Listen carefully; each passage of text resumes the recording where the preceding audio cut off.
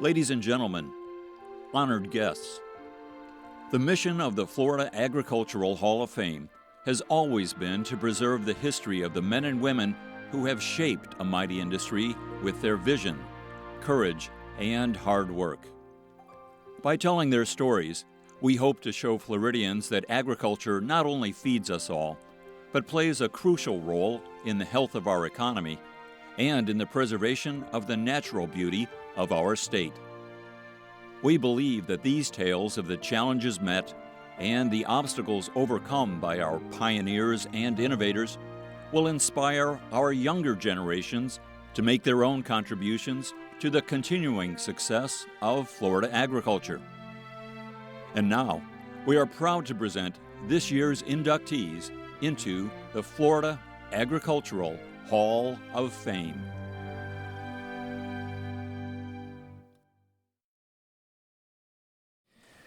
Our first inductee is Tom Braddock from Duval County.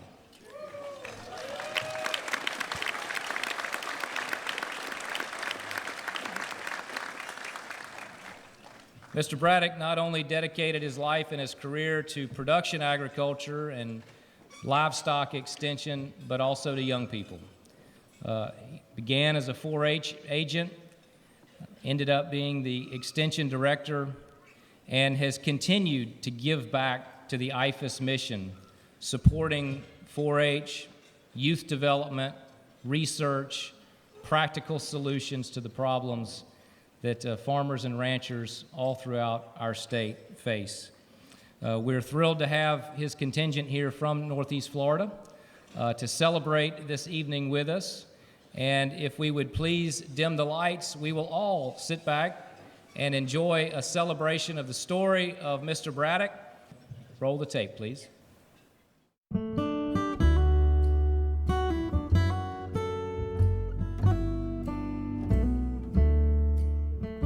If there is one man that farmers and ranchers consider to be the ambassador of agriculture in Northeast Florida, many would say the name of Tom Braddock.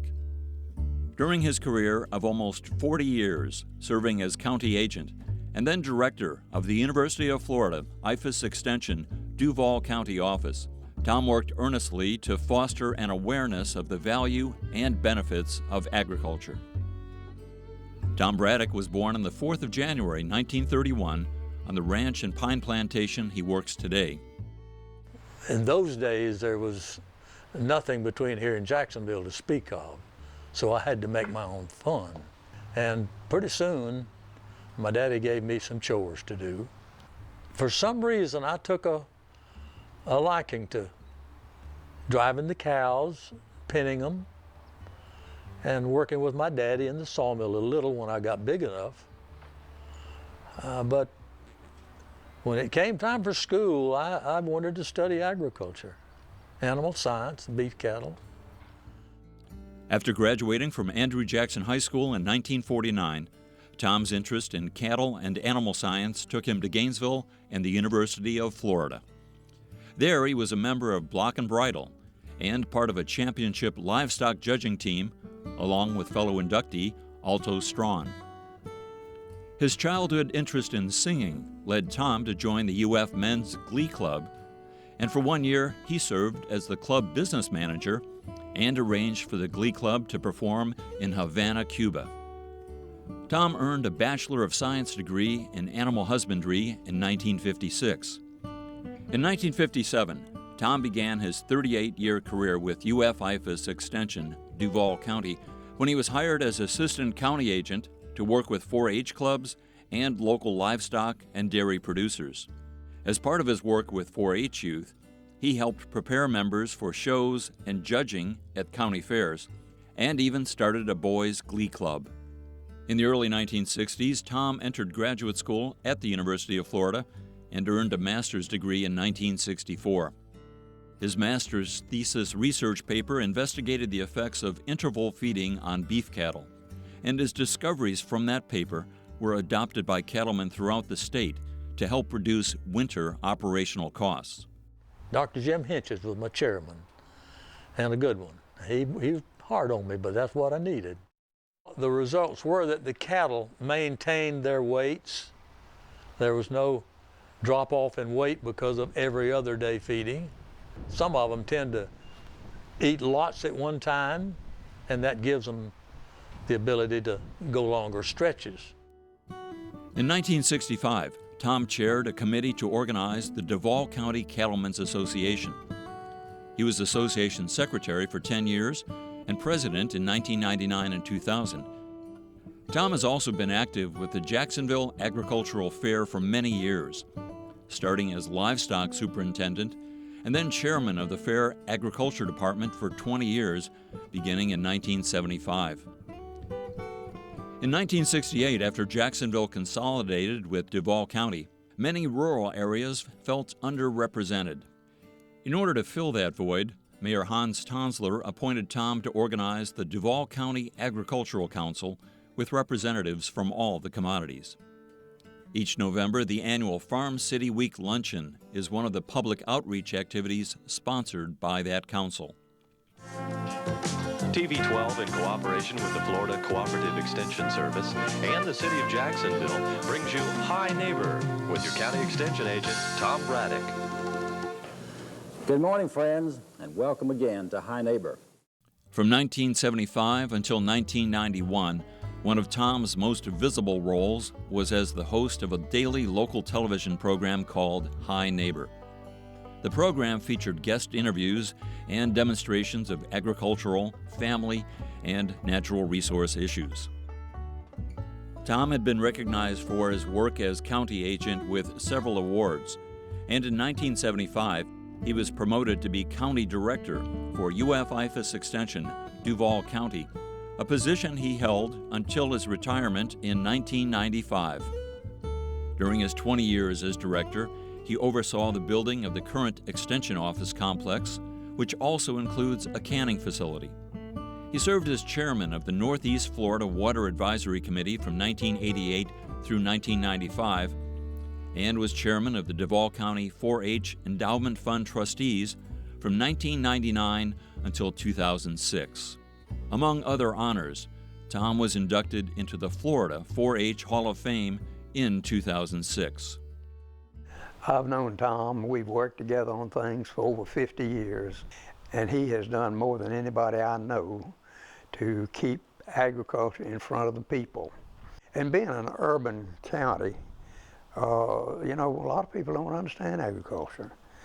And Tom, every chance he gets, he reminds them of the value of agriculture, not just to the farmers, but to supply of food, environmental, and all of that.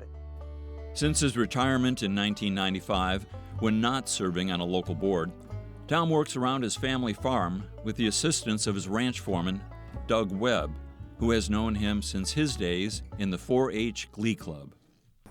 He's always been a very fair-minded person.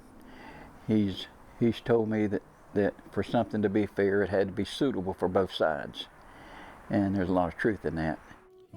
In spite of all that Tom has accomplished over the course of his career, he is quick to point out his greatest success. My wife. Mary has been a joy to me. And the best thing I ever did was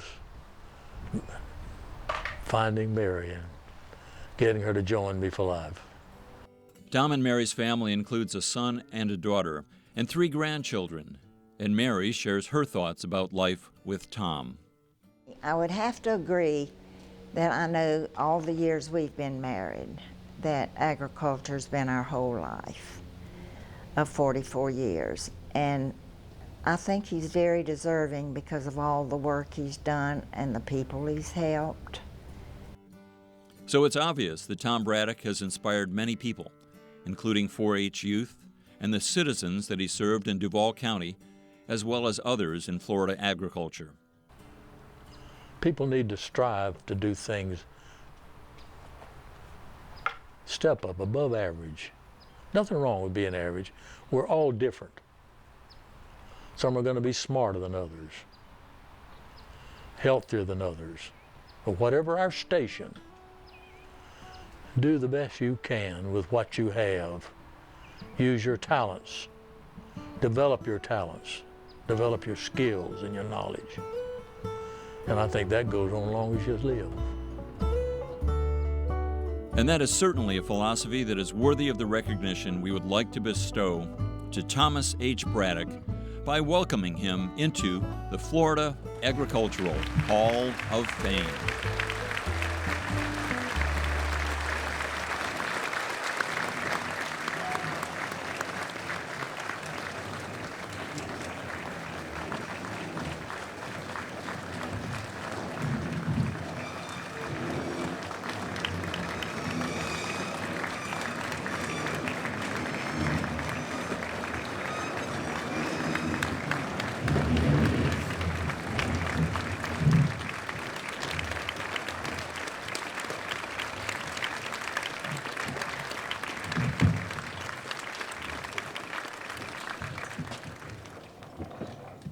Mr. Braddock, in recognition for your outstanding leadership, service, and contributions to Florida agriculture, I'm pleased to induct you into the Florida Agricultural Hall of Fame. Thank you. Thank you.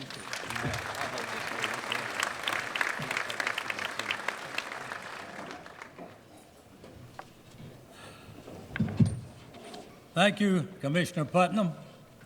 Goodness, what can I say? I'm without words after viewing that video.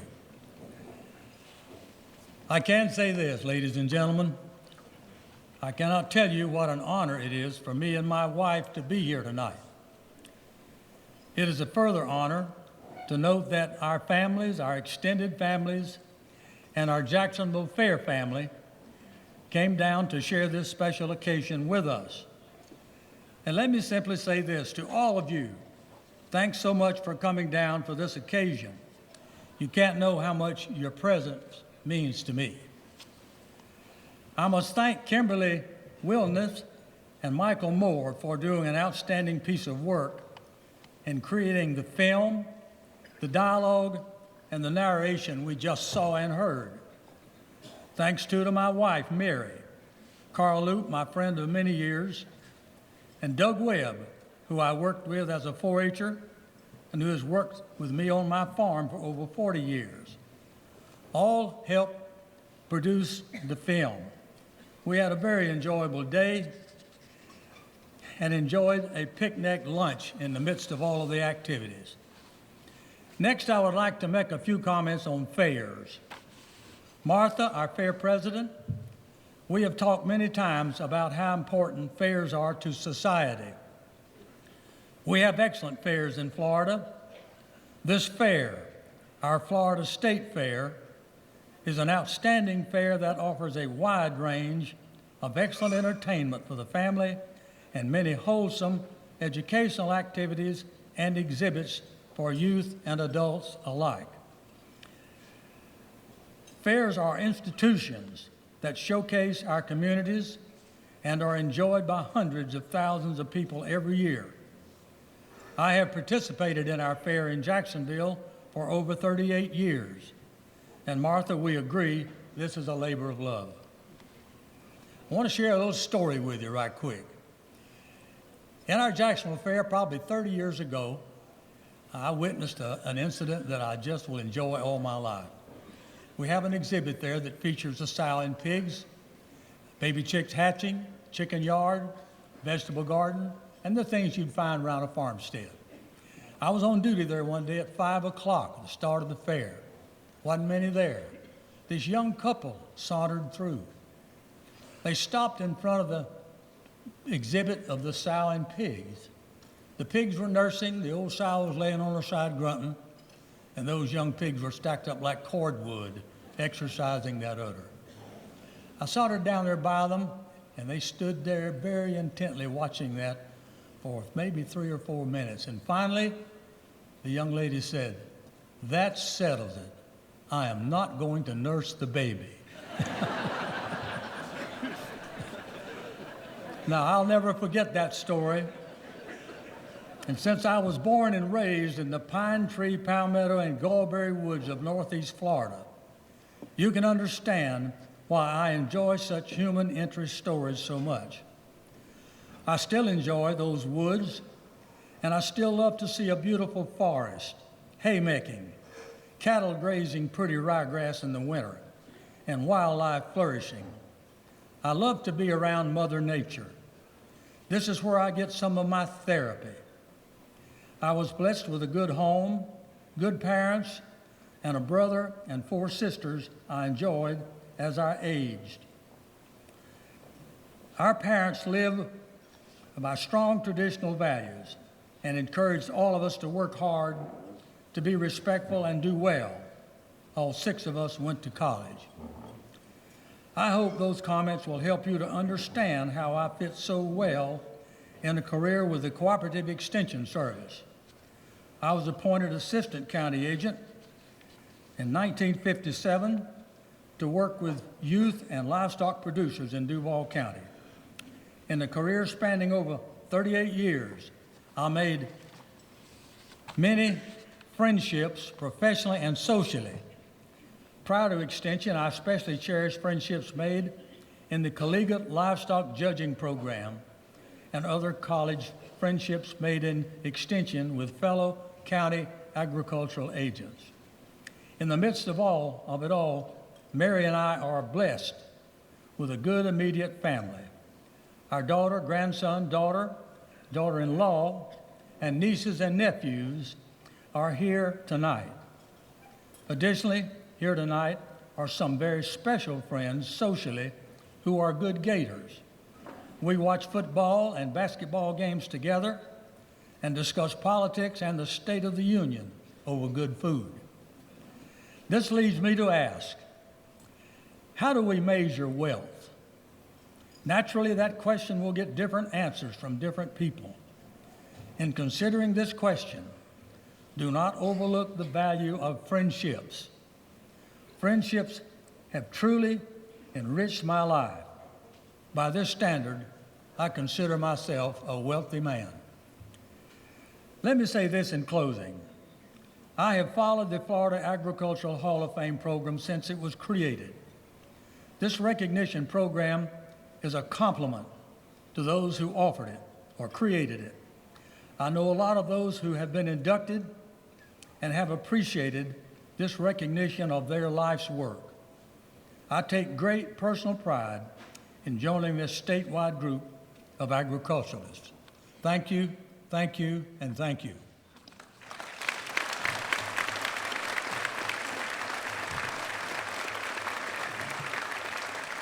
Thank you, Commissioner.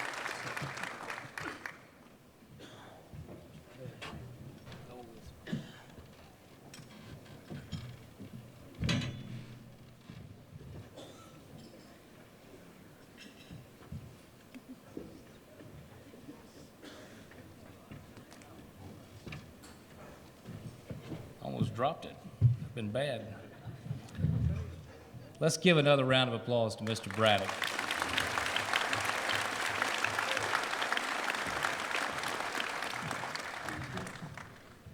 Billy Kempfer, Joe Joyce, Chip Hinton, Tom Braddock, your 2016 Agriculture Hall of Fame.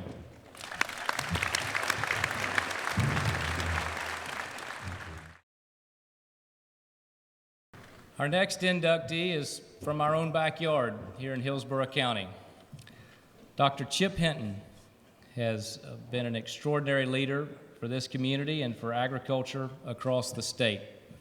He is synonymous with the strawberry industry, overseeing its growth from a $50 million industry to over $300 million per year as the acreage continued to grow. Along the way, he invested in research, identified talent, and continued to plow his time and energy back into the next generation with 4-H and FFA members.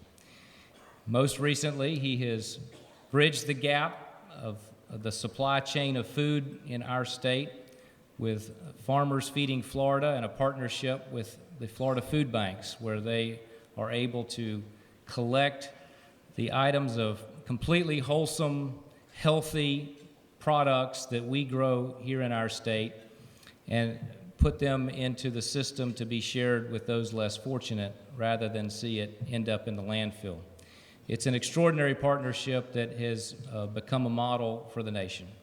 So with that insufficient introduction, please sit back and enjoy the video presentation of Dr. Charles Chip Hinton, and I hope they include his Gatorade commercial in this video.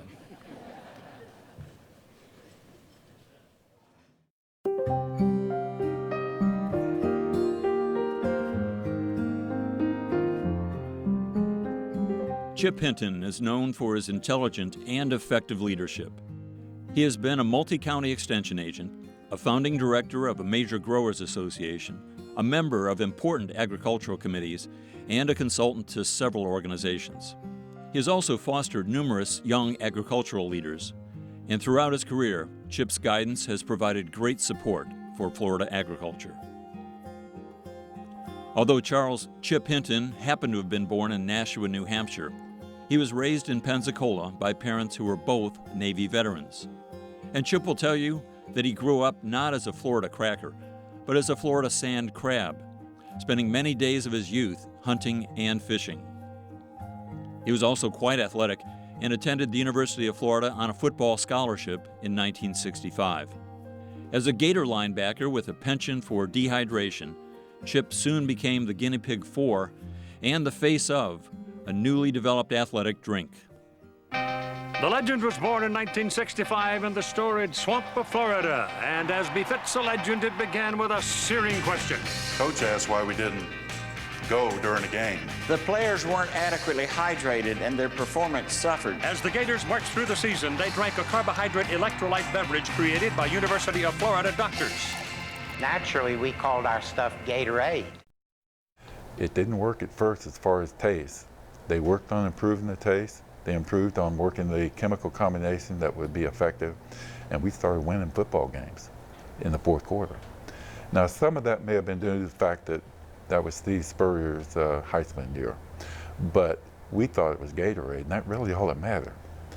And that particular experience of seeing the practical nature of the scientific method influenced my future as a scientist.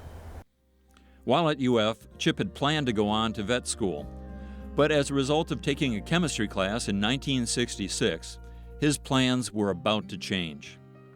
He met Jemmy West, a beautiful young lady and animal science major in his chemistry lab.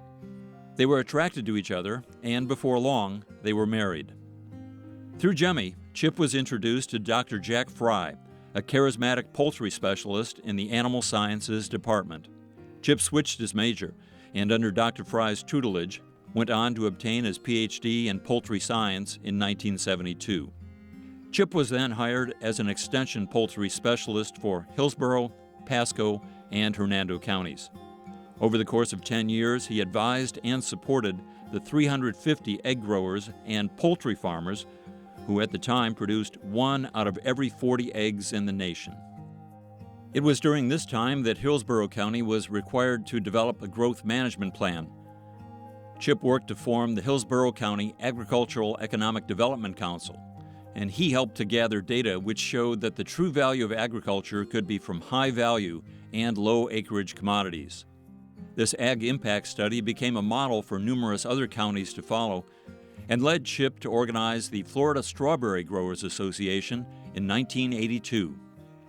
It's very difficult to measure a true leader unless you look at their entire life.